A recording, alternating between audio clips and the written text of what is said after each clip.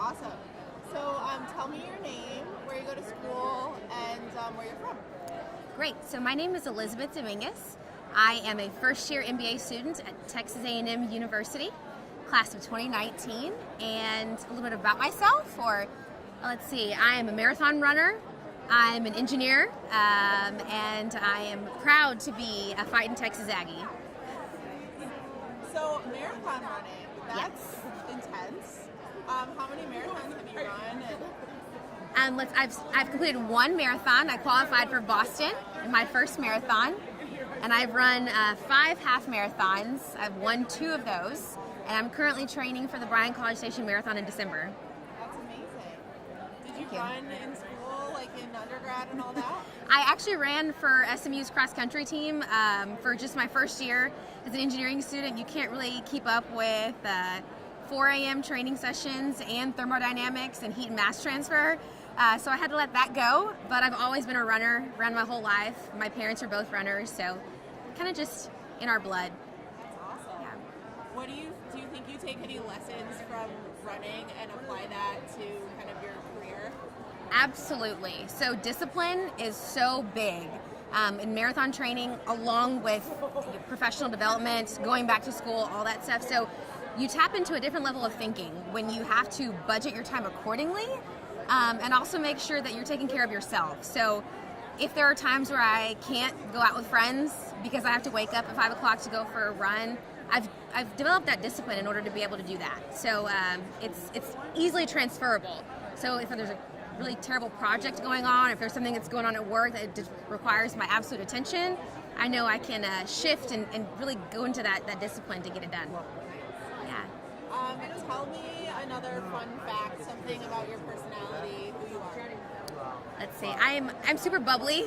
I'm very outgoing. Most oftentimes, I'm the type of person in a group setting that wants to make sure that everyone is included. I'm super heavy on inclusivity and inclusion, so I want to make sure that everyone's having a good time. I'll seek out that person that may kind of be attached to the wall and make sure they're included in the group as well. Tell me about an achievement that you've had that you're really proud of, and some lessons that maybe you learned from that. My go-to would be that marathon, because I trained on my own and qualified for Boston, my first marathon. But professionally, I was on the DirecTV merger team at AT&T, and I actually engineered a testing plan that is now adopted at AT&T that all of our business units use going forward. So I left AT&T to go back to get my MBA, but I left a pretty lasting impression on the way that we do business there. Awesome. So what makes you passionate about what you do?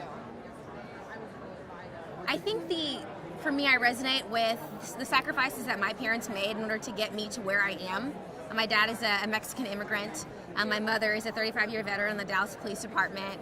A lot of adversity that both of my parents have had to go through, and I rest assured in knowing that I owe my parents as well as my family members and 2 generations that level of effort. So I know that I am required, based on my obligation to my heritage and to my family, to perform and to continue to provide for everyone going forward. Where do you see yourself, in whatever stage of the future you want to go to, both personally and professionally? So let's see. Professionally, I definitely see myself as a successful businesswoman. Definitely my motivation for going back to get my MBA in a technology space. That's a passion of mine as well, with my engineering background.